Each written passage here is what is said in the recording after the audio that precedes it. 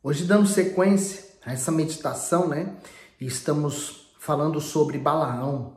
Era um homem que ele tinha, digamos, dupla personalidade, Ele queria servir a Deus, mas também servir aos seus propósitos, ao seu coração enganoso. Hoje, Números 25, vamos ver se já chegamos ao 26, o 26 é bem grandinho, mas você vai ver isso hoje nessa história, muito forte. Vamos pedir a direção?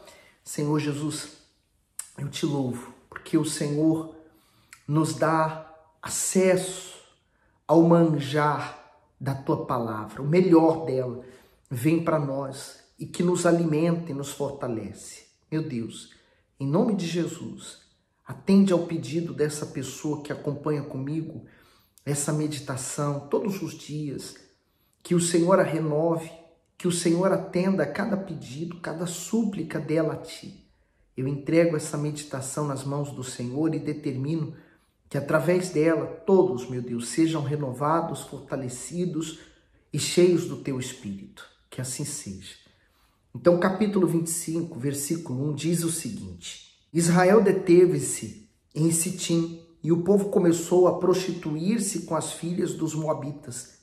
Elas convidaram o povo ao sacrifício dos seus deuses e o povo comeu e inclinou-se aos seus deuses. Juntando-se, pois, Israel a Baal-peor, a ira do Senhor se acendeu contra Israel. O comentário do 1 ao 3. Impedindo de amaldiçoar Israel, Balaão sugeriu a Balaque que infiltrasse mulheres moabitas no meio dos filhos de Israel para lhe corromper o coração. Os homens foram seduzidos a ponto de se prostituírem e de prestarem culto aos deuses dessas mulheres. Assim, sem desembainhar uma espada, o rei moabita conseguiu o que queria. Essa corrupção moral, espiritual dos israelitas provocou a ira do Altíssimo e trouxe calamidade sobre eles. Isso ensina que a falta de cuidado com a vida amorosa é a causa da queda de muitos cristãos. Isto é o pecado sexuais, tão estimulados pela mídia e tão tentadores. São armas de engano e sedução de Satanás para fazer os fracos na fé perderem a salvação. E hoje, muito mais, nós temos visto exatamente isso, A degradação sexual. E já começa de pequeno, A ideia da sensualidade vem sendo passada para os pequenos, eles já crescem com isso na cabeça. E você vê que a humanidade ela vem crescendo cada dia mais corrompida, cada vez pior. Você vê que a internet é uma tecnologia que nos aproximou um dos outros, que trouxe muita coisa boa, mas também está afastando o ser humano de Deus. Ela não é ruim, ela é ruim a partir do momento que ela te afasta de Deus. Mas olha só o benefício da tecnologia, Nós podemos estar aqui meditando na palavra de Deus. Então, estamos fazendo um bom uso dela. Então, olha só como é que ele conseguiu, de uma maneira muito sutil, levar a corrupção para dentro do exército de Israel. Até para enfraquecê-lo. Então, assim é o diabo hoje. Ele usa, por exemplo, o trabalho para tirar o seu tempo. Ele usa um namorado, que não é da igreja, mas é do mundo, para tirar o seu tempo das coisas de Deus. Ele vai usando meios para poder tirar o seu tempo completo das coisas de Deus e fazer você focar nas coisas desse mundo. E aí, aos pouquinhos, ele vai fazendo você perder a sua fé, perder a sua disposição para as coisas de Deus. Tudo começa assim. Olha o 4. Disse o Senhor a Moisés: toma todos os cabeças do povo e enforca-os ao Senhor diante do sol, e o ardor da ira do Senhor se retirará de Israel. O comentário: os que encabeçaram a rebelião contra Deus por meio da imoralidade, da idolatria, perderam a vida como consequência do próprio pecado. O povo escolhido se misturou aos povos pagãos e cometeu os mesmos erros que eles. O Altíssimo não consente que os seus filhos cometam os mesmos erros que os filhos das trevas.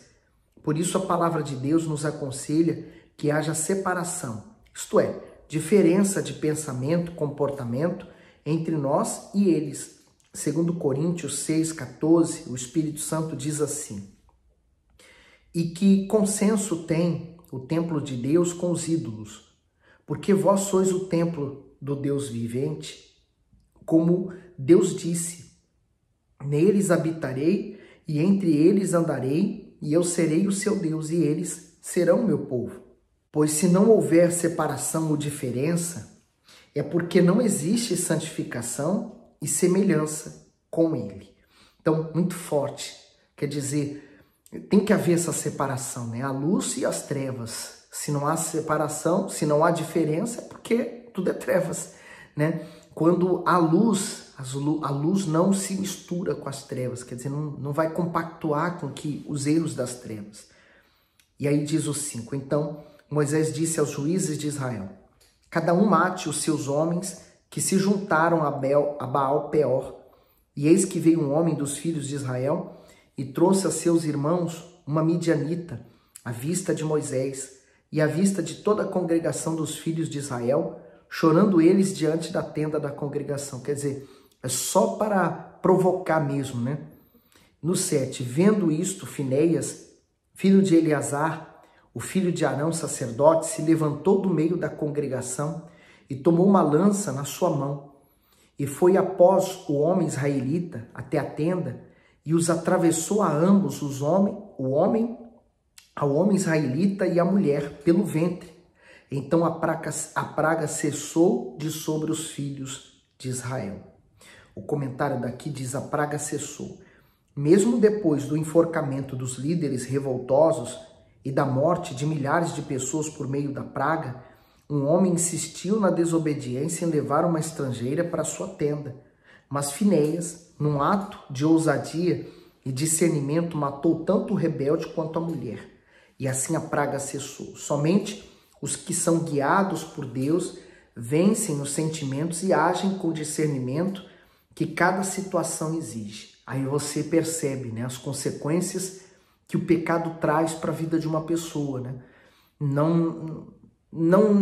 A gente tem que fugir da aparência do mal, completamente. No 9, e os que morreram daquela praga foram 24.000.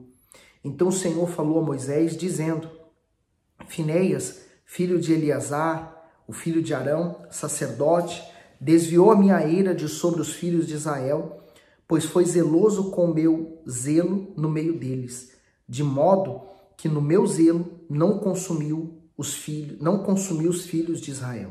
Portanto, dize, eis que lhe dou a minha aliança de paz, e ele e a sua descendência depois dele terá a aliança do sacerdócio perpétuo, porquanto teve zelo pelo seu Deus e fez expiação pelos filhos de Israel. O comentário daqui, ele diz, a conduta de Finéias contra o pecado do povo mostrou a sua fé e o seu zelo para com o nome do Altíssimo.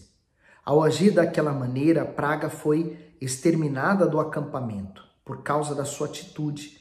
Finéias foi recompensado com a bênção do sacerdócio perpétuo. As promessas do Senhor estão garantidas a todos aqueles que creem, honram e defendem a sua causa. Assim como Finéias mostrou sua fidelidade, temos de ter coragem para assumir nossa fé e mostrar publicamente de que lado nós estamos, de Deus ou do mundo. Então, Finéias tomou uma atitude, assim também temos que ser nós em relação ao pecado. Nós temos que tomar uma atitude séria, né? Decisiva, cristã, adulta, com respeito ao pecado que cometemos, abandonando, largando e decidindo se voltar para Deus. Olha o 14. E o nome do israelita que foi morto com a midianita, era Zinri, filho de Salu, príncipe da casa paterna dos Simeonitas.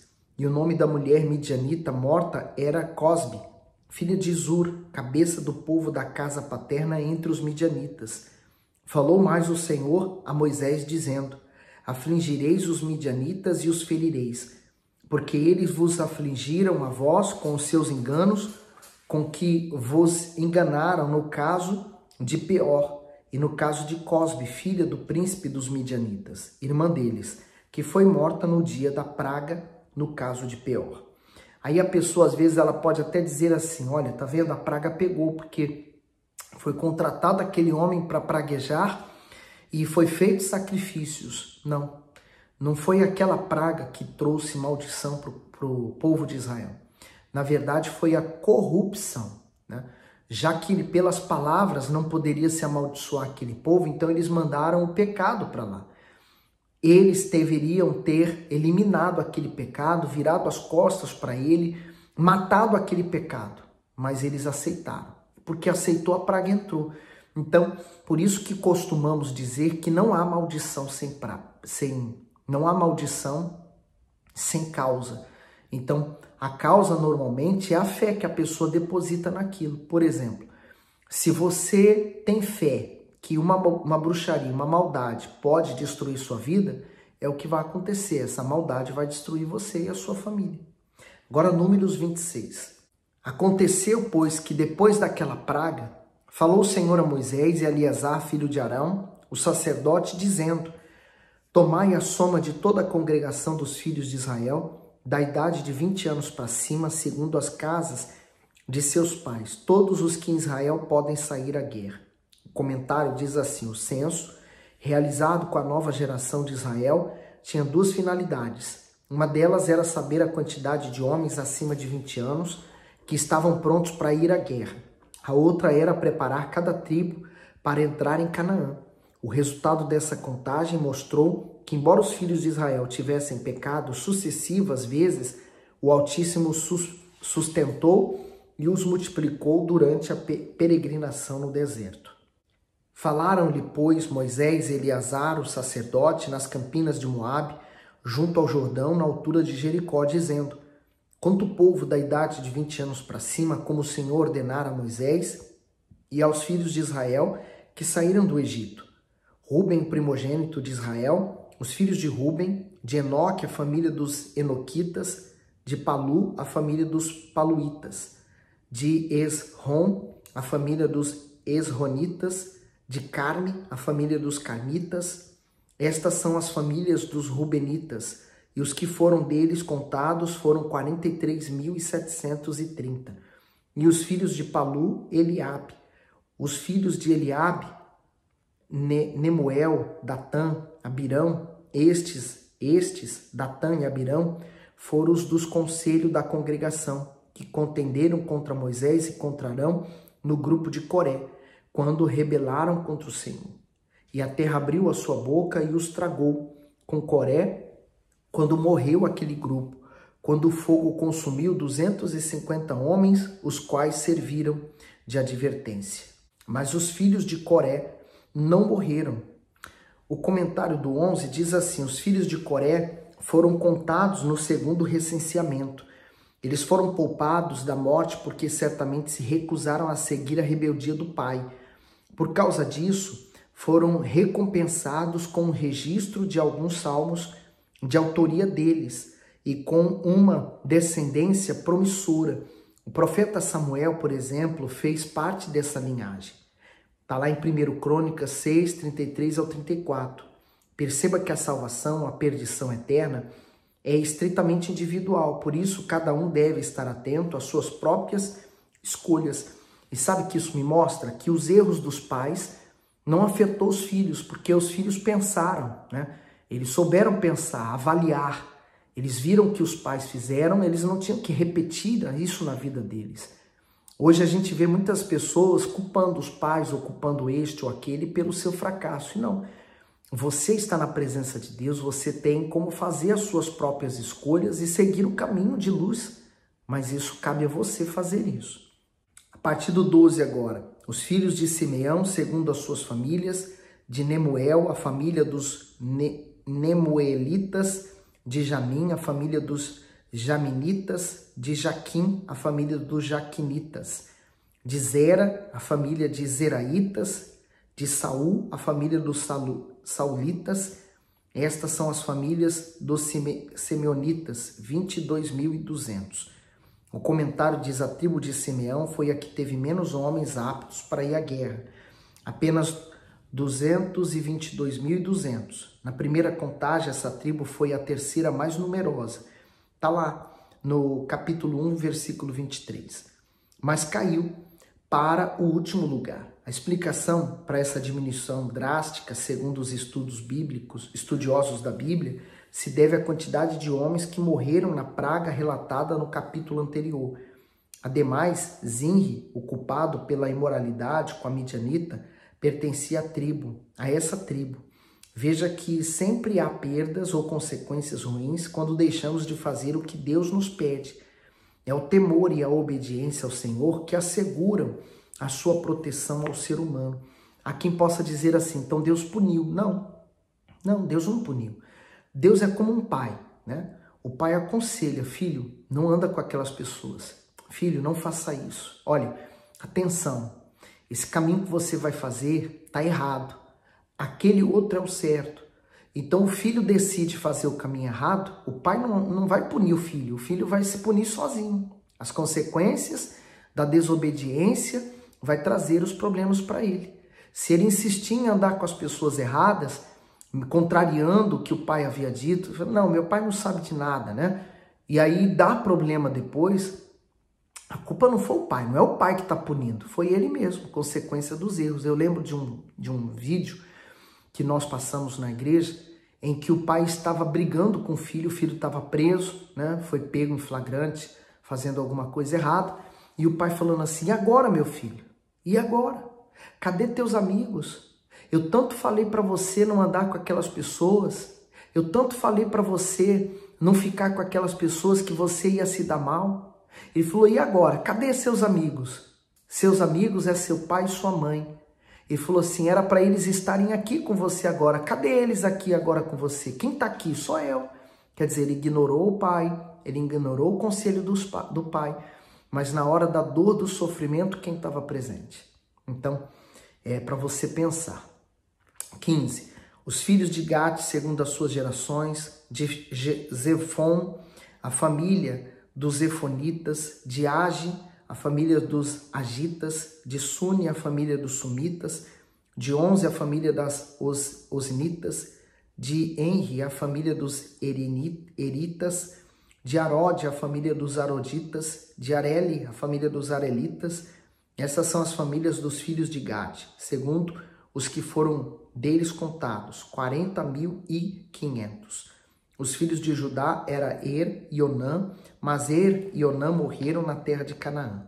Assim os filhos de Judá foram segundo as suas famílias. De Selá, a família dos Selanitas, de Pérez, a família dos Perezitas, de Zera, a família dos Zeraitas. E os filhos de Pérez foram de Esrom, a família dos Esronitas, de Amu, a família dos Amulitas.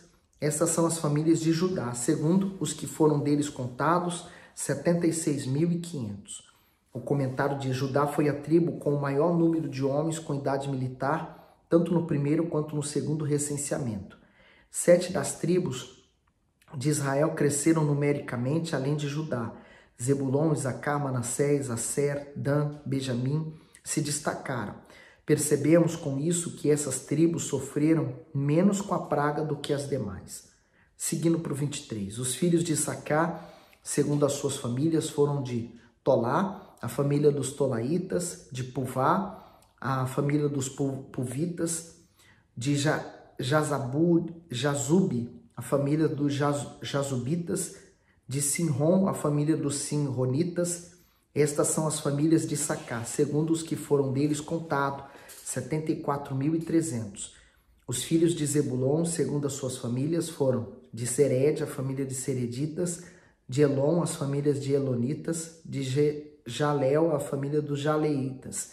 Essas são as famílias dos Zebulonitas, segundo os que foram deles contados, 70.500. Os filhos de José, segundo as suas famílias, foram Manassés e Efraim.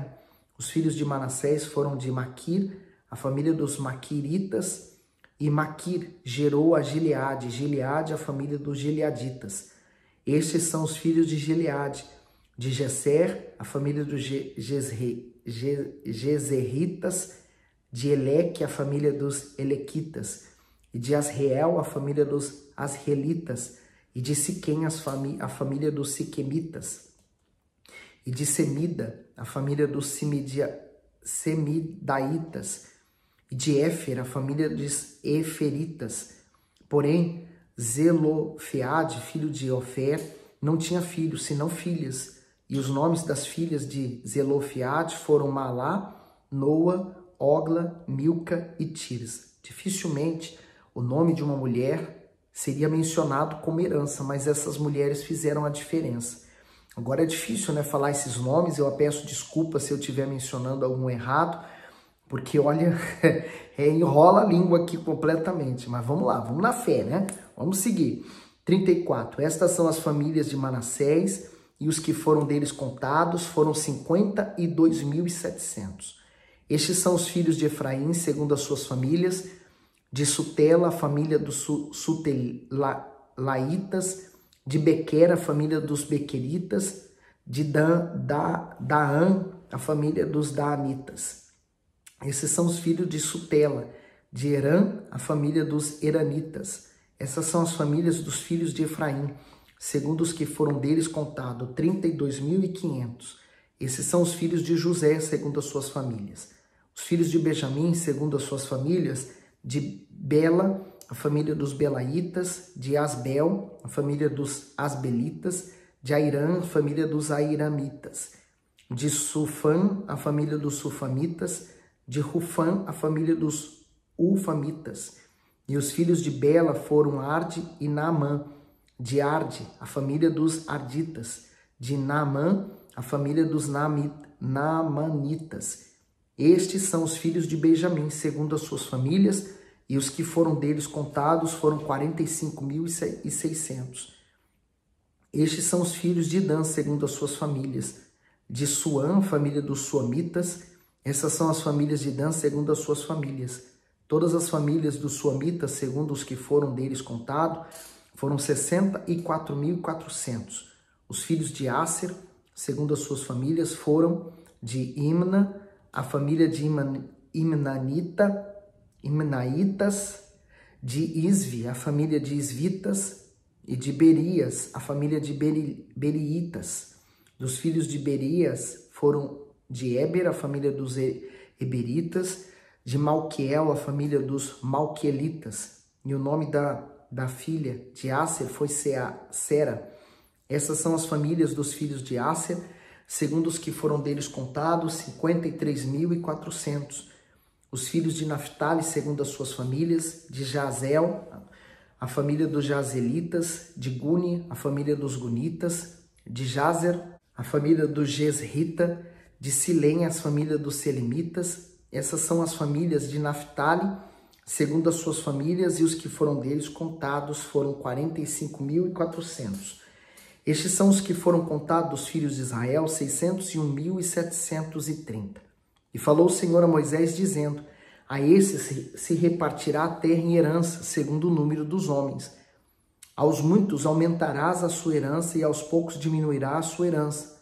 A cada um se dará a sua herança, segundo os que foram deles contados. Todavia a terra se repartirá por sorte, segundo os nomes das tribos de seus pais a herdarão.